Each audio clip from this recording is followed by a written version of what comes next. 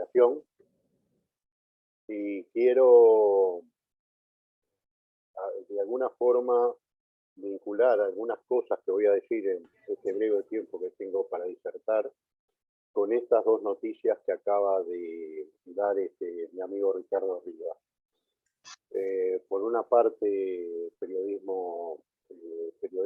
periodistas que son espiados por el poder, y por otra parte esta cuestión de este poder en las sombras, de la vigilancia o de la biovigilancia o de la cibervigilancia, y la opacidad en la cual se mueven estos operadores.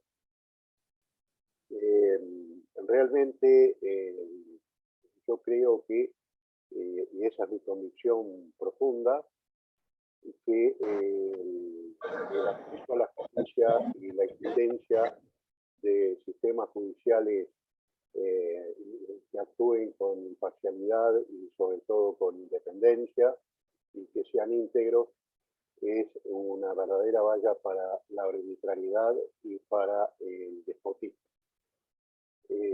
Por supuesto, creo que un sistema de justicia con estas características no sería tal, es decir, no podría funcionar de una manera adecuada si no está acompañado de un periodismo activo, de un periodismo de investigación, de un periodismo que logra, a través del ejercicio de su tarea libre, destapar o conocer o difundir elementos que estos grandes operadores o grandes jugadores del sistema mantienen en la opacidad. Entonces, yo quiero recordar que la libertad de expresión es esencialmente, conforme una reiterada jurisprudencia de la Corte Interamericana y el artículo 13 de la Convención Americana, es el derecho a recibir y buscar información. Esto es esencialmente la esencia del derecho a la libertad de expresión y a la libertad de opinión. Es decir, entonces quiero recordar que el sistema interamericano tiene una característica. Que dicen que se escucha poco, quiero saber si ahora me escuchan mejor. Por favor, los que escribieron los mensajes quejándose, que me pongan ahora si se escucha bien, así yo estoy seguro. Quiero decir lo siguiente, que estábamos hablando de acceso a la justicia y estábamos hablando de periodismo y de periodismo de investigación. Y quiero decir que el sistema interamericano en relación al resto de los países, al resto de los sistemas de protección de los derechos humanos, inclusive en relación al sistema universal, tiene la característica primera en la cual es absolutamente prohibida la censura previa y en la cual son limitadísimos los discursos que no son protegidos por la Convención Americana. Entonces, es decir, recordemos respecto a censura previa el caso La Última Tentación de Cristo, pero recordemos también que no hay periodismo de investigación, no existe posibilidad de periodismo de investigación si no hay un libre y aceitado acceso a la información pública. Y si no se exige que los estados tengan una política de apertura bajo el principio de que toda la información de interés público es abierta al público y que solamente las excepciones deben de estar absolutamente probadas en cuanto a que y deben ser interpretadas restrictivamente. Sin un aceitado acceso a la información pública, la tarea del periodismo de investigación se dificulta sustancialmente. Entonces, también se dificulta, si no hay periodismo de investigación, el combate y la sanción de determinadas conductas delictivas, como son la corrupción, como son determinados tipos de tráfico de influencias, etc. Y de ahí el rol fundamental que cumplen los periodistas y el rol fundamental que cumple la libertad de expresión.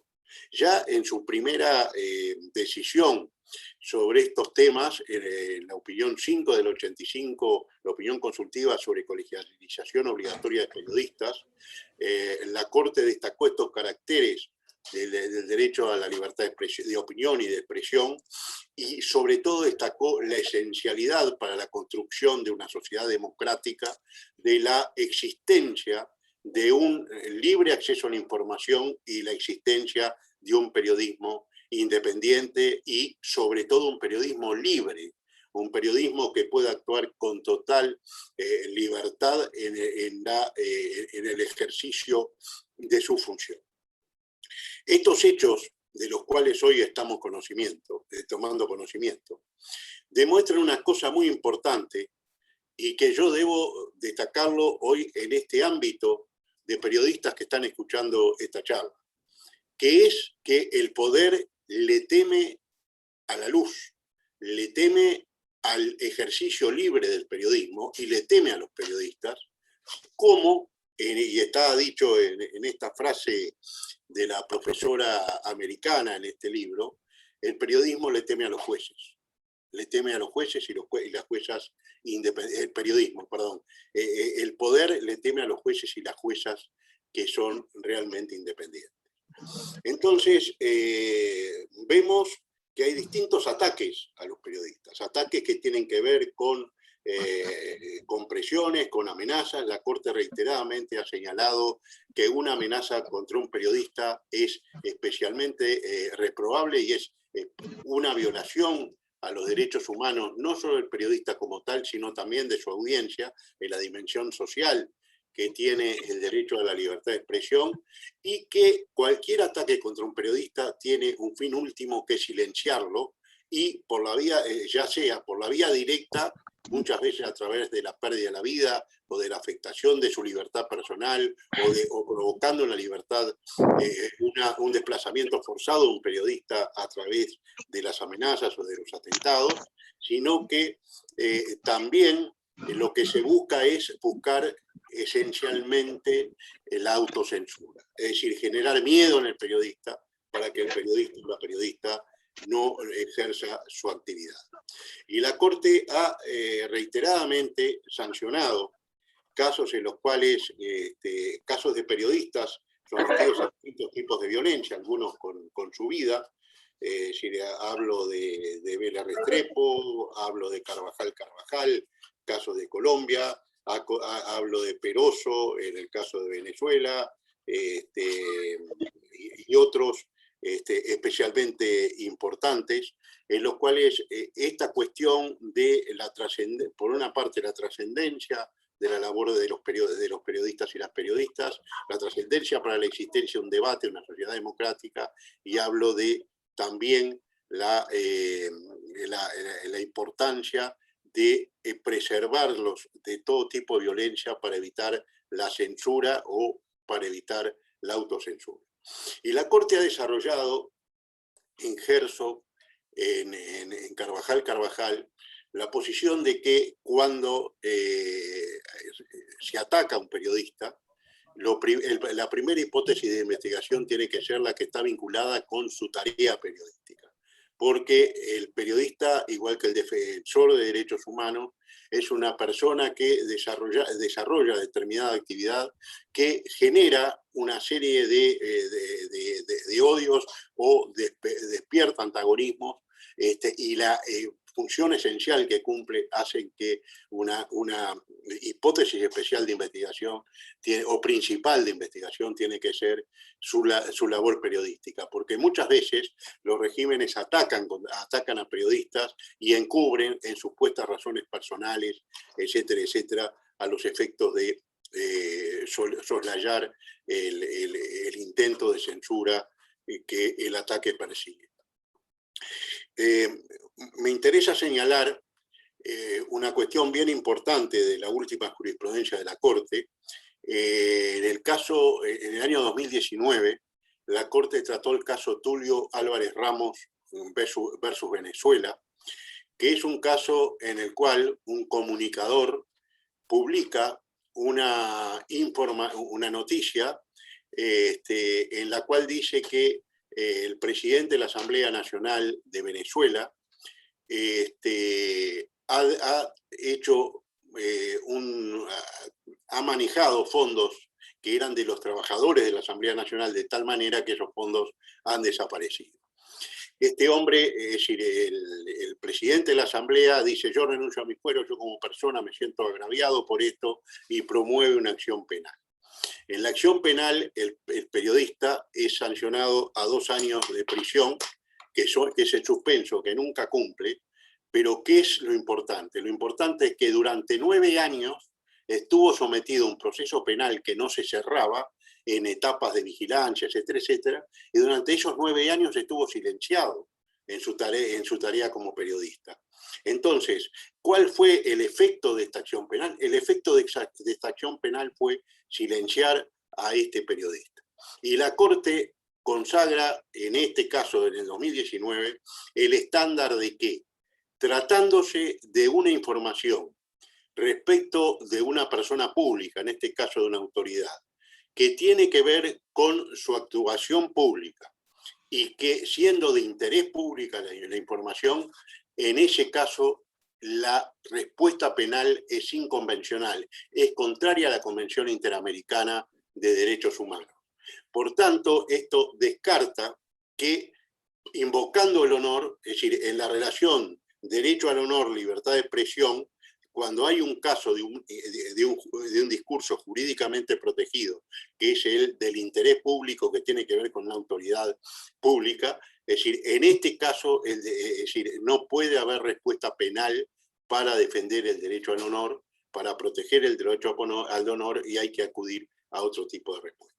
Y si ustedes se dan cuenta, ¿qué es lo que se procura evitar aquí? Lo que se procura evitar aquí es que haya cualquier tipo de censura, utilizando el máximo elemento de respuesta que tiene una sociedad, es decir, que tiene cualquier sociedad, que es la utilización del derecho penal.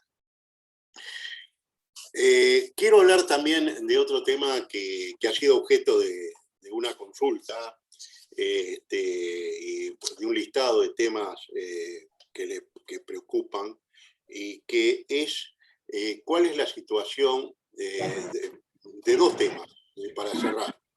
Primero, los y las periodistas que cubren protestas sociales. Yo creo que hay 2 instrumentos muy importantes, que son 2 observaciones generales del Comité de Derechos Humanos de Naciones Unidas. La observación general número 34 sobre libertad de expresión, y sobre todo la observación número 37 sobre derecho de reunión y derecho a respuesta pacífica, que es del año pasado, en la cual claramente se establece cuál es la relación entre libertad de expresión y derecho de reunión, y cuáles son las actitudes que la policía debe tener en el momento de controlar o supervisar una reunión pública y pacífica, y dice que hay que preservar a quienes participan de esa reunión, y especialmente hay que preservar la seguridad de los periodistas que cubren esa reunión, porque los periodistas están cumpliendo una función de alto interés público. Entonces, es un documento reciente que a mi entender agota esta cuestión, inclusive hace referencia a la cibervigilancia de las reuniones, al hecho de que no se puede aplicar censuras en redes a los efectos de evitar que se configuren reuniones pacíficas, y es un documento muy importante que no quería dejar de mencionar. Y el otro tema al cual quiero, es la observación general número 37 del Comité de Naciones Unidas del Comité de Derechos Humanos de Naciones Unidas. Quiero también señalar otra cosa. Los periodistas normalmente sufren desde despidos arbitrarios, sufren su silenciamiento, hablamos de desplazamientos forzados y hablamos de otra cantidad de aspectos. Yo creo que ha llegado el momento de pensar seriamente en de qué manera podemos, como una forma de garantizar la libertad de expresión, pensar en mecanismos que permitan salvaguardar los daños que se le producen a los periodistas, a las periodistas y a sus familias a raíz de estos actos de pérdida de trabajo por censura, de estos actos de eventualmente de agresiones, etcétera, etcétera. Y yo pienso que acá hay dos aspectos que son muy importantes y que los planteo desde el punto de vista de posibles caminos a recorrer y para pensar juntos y para buscar cuáles pueden ser las alternativas. Primero, yo creo que es necesario que los periodistas piensen en esta labor fundamental y en este derecho fundamental que es el acceso a la justicia, de estar verdaderamente preparados y armados en el buen sentido de la palabra, desde el punto de vista jurídico, a través del desarrollo de defensas jurídicas específicas para contemplar todas estas situaciones de periodistas que se ven afectados en sus derechos. Yo creo que debería ser una rama que tiene que ver con asegurar la libertad de expresión, contar con una defensa jurídica específica y especializada en estos temas en todos los países. Y lo otro que a mí me preocupa mucho es la cuestión de pensar en fondos fiduciarios o de la manera de la manera que sea, en fondos que estén afectados a cubrir eventuales daños que un periodista o una periodista pueda sufrir en el ejercicio de su profesión. Por supuesto que ante los despidos inmotivados, etcétera, etcétera, estará el recurso a la justicia laboral, pero también frente a afrentas a la libertad de expresión, etcétera, debe haber recursos no solo ante la justicia laboral, sino ante otros ámbitos del sistema de justicia. Y por qué no, y con esto culmino, crear las condiciones necesarias a los efectos de poder estar en condiciones de acudir al sistema internacional de protección de los derechos humanos. En el caso del sistema interamericano, recurrir ante la Comisión Americana de Derechos Humanos, que eventualmente puede elevar a la Corte un caso, y una cosa muy importante, este Comité de Derechos Humanos que ha dicho, de Naciones Unidas, que ha dicho todas estas cosas respecto de libertad de reunión y de libertad de expresión, también tiene un procedimiento aceptado por muchos países que es el de aceptar denuncias individuales. O sea que se puede hacer una presentación individual ante el Comité de Derechos Humanos de Naciones Unidas y en aquellos países en los cuales se ha aceptado esta demanda individual, y el comité puede hacer recomendaciones al Estado en cuestión. Bueno, esto es un planteo muy general, sé que el tiempo que tenía es escaso, pero creo haber planteado una serie de desafíos que estoy dispuesto a afrontar a través de la respuesta de preguntas, y algunas preguntas que no pueda contestar por razones de tiempo a través de la organización van a ser contestadas seguramente. Así que muchas gracias a todos y a todas. Gracias, doctor Pérez Manrique. Y hay una pregunta, antes de que comiencen las preguntas por parte de los cursantes, los colegas y las colegas cursantes, que siempre me llama la atención, y que es, ¿qué pasa con ese periodista o esa periodista que están en el terreno trabajando, que están desplegados haciendo una cobertura y tienen una dificultad con una clara violación de sus derechos? Colegas periodistas que han sido desnudadas por la policía. Esto ha sucedido en varios países. Colegas periodistas a los que les han roto la cabeza a golpes, pero tienen que ir a la justicia de su país, seguir todas las instancias, llegar a la Corte, a la Comisión Interamericana, y finalmente, si la Comisión Interamericana evalúa el caso o los casos, llegará a la Corte Interamericana. Cuando el año pasado cursamos el diplomado, César de Reporteros Sin Fronteras, que también lo tenemos aquí cursando con nosotros, se nos explicó que el promedio de duración de un caso ante la comisión es de alrededor de 12 años. En la Corte, si es que la comisión lo eleva, el tiempo es de entre 18 y 24 meses. Ahora, esa periodista o ese periodista que están trabajando en el terreno y reciben las agresiones, ¿cuentan con herramientas fácticas o ipsofácticas para que puedan defenderse? Tenés la cámara apagada, Pérez Manrique. No. Ahora sí. No me aparece la cámara apagada, ¿eh? No, sí está. Lo que pasa es que la pantalla se mueve. Lo escuchamos. Bien, está clara la pregunta. Acá hay dos cosas. Es decir, yo lo que creo que a veces no se entiende esto. Es cierto, el sistema internacional es subsidiario, el sistema internacional demora tiempo y hay que esperar que se agote la vía interna porque es subsidiario. Actúa cuando el sistema interno de protección no ha funcionado adecuadamente. Por eso yo hablaba de la cuestión de la defensa jurídica y de acudir ante los órganos judiciales del propio país para lograr la protección adecuada. No dudo que el sistema tiene sus dificultades de tiempo, yo espero que el sistema pueda corregir este aspecto, pero digo, y por eso es que la Corte ha reconocido que los periodistas, como los defensores de derechos humanos, deben tener un estatuto especial de protección de parte del Estado, y el Estado tiene que desarrollar los mecanismos necesarios para proteger a periodistas como a los defensores de derechos humanos, porque si no, no sería posible que se denunciaran violaciones a los derechos humanos.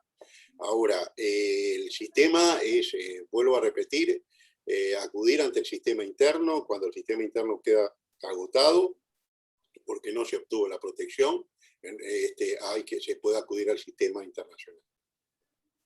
Gracias, Ricardo. Mauricio, te paso la posta porque vos podés ahí ver quiénes son los que levantan la mano. Una vez más, a mí me perforaron recién mi máquina, ahora estoy con el teléfono trabajando, así que de otra manera sería imposible. ¿Podés, Mauricio, por favor? Sí, mira, están mandando las preguntas más que nada por chat, los que quieran levantar la mano al tiro. Yo voy a resumir la pregunta que están enviando por el chat, que es ¿cómo se va la Corte? Que es la pregunta que están haciendo colegas en Brasil, colegas en México, en Argentina. Y le paso la palabra a los dos que me aparecen acá, que son... uno nomás, que es Marcel Gaete. Pero básicamente la primera pregunta es ¿cómo van los periodistas a la Corte? ¿En qué minuto van? Y lo otro, lo que Marcel Gaete, que le paso la palabra. Bien, los periodistas o cualquier persona para ir a la Corte, vuelvo a repetir, tiene que agotar el procedimiento en la vía interna, y en caso de que fracasar en la vía interna hay que presentar, recuerden bien esto, Comisión Americana de Derechos Humanos, Comisión Interamericana de Derechos Humanos, que es el organismo que recibe las denuncias. Se puede entrar a la página web, inclusive hay formularios de denuncias. Sé que varios de ustedes han hecho denuncias ante la comisión recibe muchas denuncias y hace una clasificación y luego las diligencias. Entonces, este es el paso que hay que dar, porque la comisión es la única que puede después presentar los casos ante la Corte. O sea que la vía es insoslayable, la vía de la comisión. Escucho la próxima pregunta. Voy a apagar acá a Pablo y al resto que... Marcel, por favor. Hola, buenas tardes. Saludar a los colegas de Chile. Yo coordino la Comisión de Derechos Humanos del Colegio de Periodistas y estamos justamente visualizando lo que planteaba acá Ricardo más de 300 agresiones desde el octubre del 2019 con el estallido social que vivimos, y nos tenemos que coordinar habitualmente con organismos de defensa de derechos humanos, que tienen abogados, y ahora estamos justamente trabajando en poder reformular algún estatuto o ley que vaya en protección de los periodistas. Ese debe ser el camino a seguir. Me gustaría que nos dé alguna señal. Por lo pronto, cuando surgen medidas parte del gobierno, nosotros apelamos mediante los recursos de protección, recursos de amparo, pero nos gustaría que nos indicara más o menos cuál sería el camino más efectivo para continuar en defensa de los colegas. Sí, yo creo que el camino más efectivo es utilizar todo el sistema jurídico y todos los recursos que aparecen en el sistema jurídico para defender esta situación. Y ustedes son, por su propia profesión, también viabilizan hacer público, darle contenido a una demanda. Es decir, yo creo que una demanda de protección de un periodista, por ejemplo, debería ser acompañada también de la suficiente difusión pública del tema que se está haciendo, y me parece muy virtuoso ese núcleo de cooperación entre organismos defensores de derechos humanos y periodistas. Así que creo que es un buen camino el que ustedes están siguiendo. Juez, le tengo dos preguntas breves, no sé si son breves, Sí. pero dos preguntas concretas. Una, si existe jurisprudencia en la Corte Interamericana respecto a casos de cibervigilancia. Y la otra, ¿qué pasa si un Estado no acata la resolución de la Corte? Bien, respecto de cibervigilancia todavía no tenemos ninguna jurisprudencia por ese tema del desfase que hay temporal en nuestra intervención, pero sí debo decir que el 9 de abril del 2020 la Corte emitió una declaración sobre la necesidad de enfrentar la epidemia del COVID-19 en el marco del respeto a los derechos humanos y el Estado de Derecho, y allí la Corte alertó sobre los sistemas de videovigilancia para el control de la pandemia, reivindicó la defensa de la privacidad de las personas y el hecho de que los datos que se recabaran con finalidad de combate de la pandemia no fueran utilizados para otro tipo de fines. Con lo cual la Corte ahí hace una advertencia respecto de la utilización nociva o ilegítima de este recurso. En cuanto a qué pasa cuando un Estado no cumple con la sentencia, la Corte tiene un proceso de supervisión de cumplimiento de la sentencia, le exige al Estado que dé informes periódicos sobre de qué manera está cumpliendo la sentencia, le hace observaciones al Estado cuando se mantiene en un incumplimiento, y cuando el incumplimiento es contumaz. En la Convención Americana, el artículo 65 establece que la Corte debe comunicar a la Asamblea General de la OEA que hay un Estado que no está cumpliendo sus decisiones, para que la Asamblea General de la OEA, a nivel político, adopte las sanciones que entienda convenientes. Esto no es un lecho de rosas, sino que es un tema bastante complicado, donde las sentencias de la Corte tienen alguna dificultad para ser cumplidas, pero en líneas generales, en lo más importante, que son las medidas de no repetición, se ha avanzado mucho, y sobre todo se avanza en incidencia, que una decisión de la Corte sobre determinado aspecto tiene no solo para el país en concreto, sino también para otros países a través de lo que se denomina el control de convencionalidad, que hace que, por ejemplo, si la Corte fijó una jurisprudencia en un caso de Chile, esa jurisprudencia puede ser invocada frente a los tribunales de Colombia, invocando lo que se denomina el control de convencionalidad. Ok, muchas gracias, juez. Le voy a hacer muchas preguntas, creo que vamos a tener que enviar algunas por mail después de la respuesta. pero le voy a ceder la palabra en el orden siguiente a Christopher, a Rubén Martínez y Alexis Canales. En ese orden, por favor. Christopher primero. Hola, buenas tardes. Buenas tardes. Mi consulta va relacionada a, en definitiva, para agotar los recursos en el país. Yo le hablo desde Chile. El origen de un problema que termina en tribunales tiene que ser necesariamente una violación a los derechos humanos para llegar a la corte, porque, le pongo el ejemplo, si nosotros estamos investigando un tema particular y ese particular se siente violentado y lleva al periodista a tribunales, y en el proceso el periodista considera de que se le está violando sus derechos, como por ejemplo el de informar sin censura previa. Ese tipo de causas pueden llegar a la Corte Interamericana de Derechos Humanos, o la génesis tiene que ser sí o sí una violación al derecho humano al momento en que comienza la labor del trabajo del periodista. No, claramente eso, lo que usted me está relatando, es una violación al derecho humano del libre acceso a la información pública.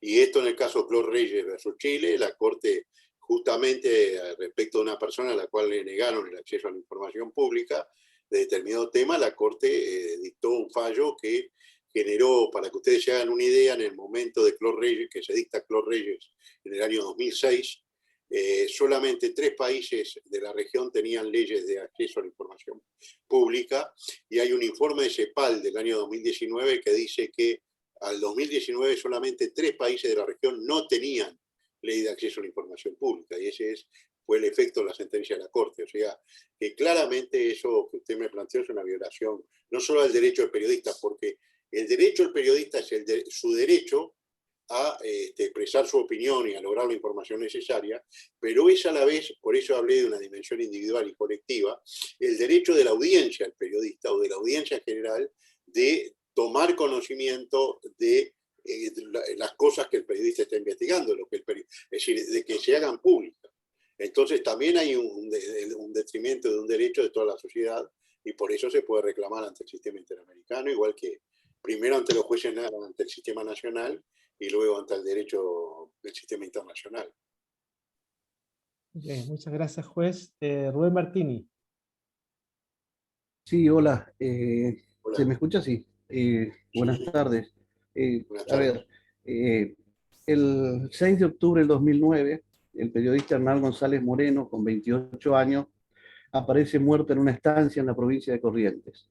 Este periodista lo había denunciado a un candidato a gobernador que venía manejando y viene manejando la provincia hace 30 años.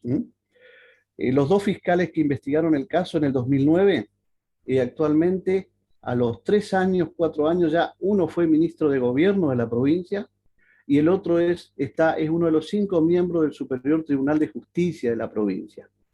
Quedó todo como que fue una muerte así inquieta y pasional. Mi pregunta es, ¿cómo nosotros hacemos con una justicia politizada y un poder, como usted dijo, que el gobierno trata de tapar, pero en este caso ya la justicia también en nuestra provincia está tapando las cosas que hace el gobierno? ¿Cómo hacemos para tener garantías? ¿A dónde acudimos? ¿A cómo hacemos si no nos solidarizamos entre periodistas, que es lo mejor que están haciendo los compañeros de Chile, como dijeron recién? Y ver, evidentemente, es muy difícil esta situación. Gracias. Perdón, ¿cuál sería la duda puntualmente? ¿A quién acudimos o a quién acudimos para tener garantías para investigar en esos casos? Porque tenemos nuestra justicia que está totalmente publicitada. Imagínense, este periodista lo denunció al que era candidato a gobernador y maneja la justicia de distintos casos ilegales. ¿Sí? Una venta de una casa, enriquecimiento ilícito por un lado. 3 denuncias hubo. Bueno, aparece muerto y la situación fue que se suicidó.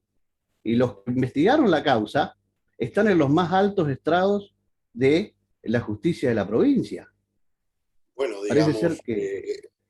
ahora sí, ahora perfecto, entendí. Bueno, digo, yo les voy a decir a ustedes que yo diría que en todos los asuntos que llegan a la Corte hay dos derechos que aparecen violados, es decir, denunciados como violados, más allá de lo que se decida en el caso concreto, que son el artículo 8, que es el derecho a las garantías judiciales y en juicio imparcial e independiente, y el artículo 25, el derecho a un recurso efectivo y el acceso a la justicia.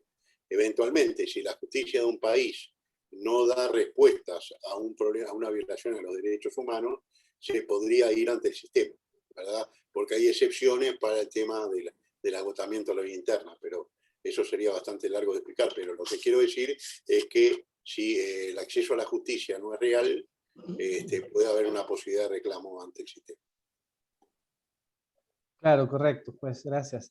Lo que pasa es que, para que quizás todos lo entendamos, a la Comisión y a la Corte se llega una vez que se han agotado las instancias nacionales, ¿no? Sí, bueno, pero No es hay entre medio. excepciones. Hay Sí, excepciones que están previstas en la propia convención. Digo, no quiero entrar en eso ahora, pero quiero decir, hay posibilidades en las cuales el sistema de justicia notoriamente no funciona. Es decir, muchos de los casos que van a la Corte es porque hay una respuesta, se agotó la vía interna con una denegatoria del sistema interno, o a juzgar o ha juzgado de una manera defectuosa, en fin. O sea que por eso yo hablé del artículo 8 y del artículo 25, que permiten acceder al sistema internacional. correcto, gracias. Lo otro es, una pregunta que hacen ahí es la siguiente. Se ha hablado de la necesidad de contar con estatutos de protección a los periodistas, las periodistas. Sí. ¿Cuáles debieran ser los pilares de esos estatutos? ¿Cuáles debieran ser las condiciones de esos estatutos? Claro, cuando nosotros hablamos de estatuto, estamos hablando de un régimen jurídico. Y estamos hablando de un régimen jurídico en el cual el Estado tiene una obligación reforzada de protección a los periodistas. Esto la Corte lo ha desarrollado prácticamente cada vez que se ha alegado que se han violado los derechos de un periodista, entonces, es decir, sea el caso Vélez Restrepo, el caso Carvajal, los casos de Venezuela y algunos casos más, la Corte ha señalado muy claramente que el Estado incumple su deber de protección de ese periodista, por lo tanto asume responsabilidad internacional. Y esto es lo que tal vez falta para que se pueda entender cabalmente lo que estamos diciendo. En el derecho interno, nosotros hacemos una denuncia por violación de un derecho, concretamente contra quien lo está violando. Y ahí un juez va a resolver si ese derecho está violado, es decir, por ejemplo, va a condenar penalmente a quien amenazó a un periodista o a quien mató a un periodista, etcétera, etcétera. En el derecho, en el derecho internacional de los derechos humanos, en el marco de un juicio ante la Corte, lo que hay una denuncia de violación a los derechos humanos y el responsable de esa violación a los derechos humanos se dice que es el Estado. Y la Corte lo que hace es un juicio de responsabilidad y dice, es decir, por ejemplo, mataron a un periodista, caso extremo. La Corte dirá, a este periodista lo mataron en el ejercicio de su profesión y el Estado violó su obligación de proteger a este periodista y amparar su libertad de expresión y su derecho a la vida. Y va a condenar al Estado. Y las condenas son de múltiples tipos. A veces son reconocimientos públicos, lo que se llaman medidas simbólicas de reparación, pero también hay condenas materiales en cuanto al daño material o lucro cesante, y también en cuanto a los gastos procesales y en cuanto al daño inmaterial. O sea que la Corte condena, la Corte juzga a Estado, es decir, denuncias de particulares o de organizaciones de particulares versus Estado. Y decreta si el Estado es responsable internacionalmente o no. Ok, voy a hacer una consulta y le voy a pedir a Alexia Fernando que haga las preguntas finales, juntas, para que usted pueda tener la última intervención, pues. Una, Muy bien. nos pregunta Alberto si hay algún estatuto en el cual los periodistas podemos mirar, si hay un estatuto de protección de los periodistas en América Latina que esté articulado y que podamos mirar. Y luego le diría a Alexis y a Canales y Fernando Caro que hicieran las preguntas y tuviéramos así la respuesta a la intervención final. Alexis. Mira, mi pregunta tiene que ver un poco con el actuar en el caso de la Corte. ¿Qué pasa, por ejemplo, en el caso, en el tema cuando los países están regidos bajo algún tipo de dictadura reconocida por los diferentes estamentos internacionales, o cuando, por ejemplo, una región no se reconoce como parte de un Estado? Y hay personas, por ejemplo, que ejercen el periodismo tanto del Estado en cuestión como de la zona que se declara, por ejemplo, independiente, como las cosas que hoy día pasan en Europa, en el caso de Ucrania, por ejemplo, o en Osetia, en el caso de Osetia del Sur, por ejemplo. ¿Cómo lo hace? ¿Cómo responde o respondería la Corte en un caso donde hay un tema interno dentro de los estados por el reconocimiento de ciertas zonas o incluso guerra civil? Bueno, no tenemos ese caso en la región es absolutamente hipotético. Y el tema ahí habría que ver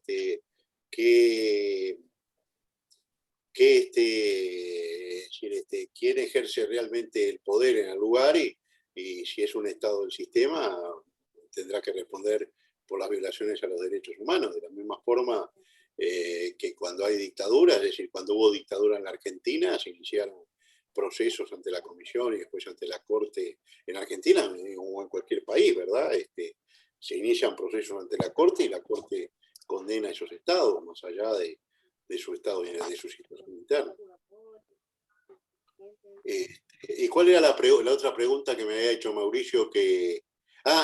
No hay, que yo conozca, no hay un estatuto articulado a nivel interamericano. Eso los periodistas lo saben mejor que yo. Yo no creo que no hay un estatuto interamericano del periodista. Creo que no. Eso tendría que provenir de los propios periodistas, ¿verdad? Perfecto. La última pregunta de Fernando. Y voy a ver otra más que creo que está acá, pero Fernando, tú. Buenas noches, juez. ¿Me escuchan, no? Sí, buenas noches. Sin haber jurisprudencia en la cibervigilancia, me imagino que en lo digital es bastante menos, ¿no? O sea, es un tema que va avanzando mucho más rápido de lo que avanza, digamos, la propia justicia. ¿Qué pasa si es que el Estado es el que está operando para censurar cuentas de periodistas que estén cubriendo, por ejemplo, las protestas y a través de algoritmos o bots estén votando estas cuentas para censurarlos, evidentemente, debido a los contenidos que ellos están compartiendo en redes sociales? ¿A su juicio ahí se configura un delito de censura previa por parte del Estado o no? Muchas gracias. Yo no sé cómo está regulado en cada estado eso, pero desde el punto de vista internacional, desde el punto de vista de la obligación del Estado de cumplir sus obligaciones internacionales, la censura previa es contraria a la Convención Interamericana. Y en cuanto si es censura previa y si además ahí habría otros tipos de aspectos a considerar, la eventual injerencia en la vida privada, la eventual injerencia en la vida privada, hay una cantidad de derechos que podrían estar en juego en ese caso, ¿no? Vuelvo a repetir porque han preguntado muchas veces, he visto la pregunta muchas veces. El documento del que yo hablé sobre derecho de reunión pacífica es la observación general número 37 del año 2020 del Comité de Derechos Humanos de Naciones Unidas, que es el comité que aplica el Pacto de Derechos Civiles y Políticos. Esa es la que hace referencia a en qué condiciones son las protestas, el tema de la vigilancia electrónica de las protestas, en fin. Es un documento moderno, muy, muy importante, a mí francamente me parece súper completa. Mauricio. Vale. Bueno, yo recién compartí con los compañeros y las compañeras la resolución o la recomendación, mejor dicho, la recomendación que el 9 de abril de 2020 la Corte Interamericana hizo conocer para advertir a todos los países de la región que debían respetarse los derechos humanos y que trabajar contra el COVID-19 era siempre desde la perspectiva de los derechos humanos. Recién lo compartí, mandé el link, mandé el vínculo, como para que todos puedan acceder a ello. Doctor Pérez Manrique, muchísimas gracias. Creo que han quedado un montón de preguntas por hacer, pero obviamente todo tiene un límite. Y como decía la vieja banda, todo tiene un final, todo termina, pero por hoy termina. En alguna otra oportunidad lo vamos a estar llamando para que podamos seguir con esto. Y tal vez debiéramos saber quiénes son los más expertos de la región para empezar a construir, tal vez desde este curso, ese estatuto que nos está haciendo falta y sugerirlo, para que se transforme en una sugerencia, ya no de los periodistas, sino también que lo puedan tomar los organismos multilaterales, los organismos interamericanos, para poder hacer esa sugerencia. Allá cuando, en épocas de la ley seca en los Estados Unidos, mataban a un periodista a balazos, todos los periodistas de todos los medios grandes iban a ese lugar y se quedaban hasta que la cosa era aclarada. Claro, no podían matar a todos los periodistas en ese momento.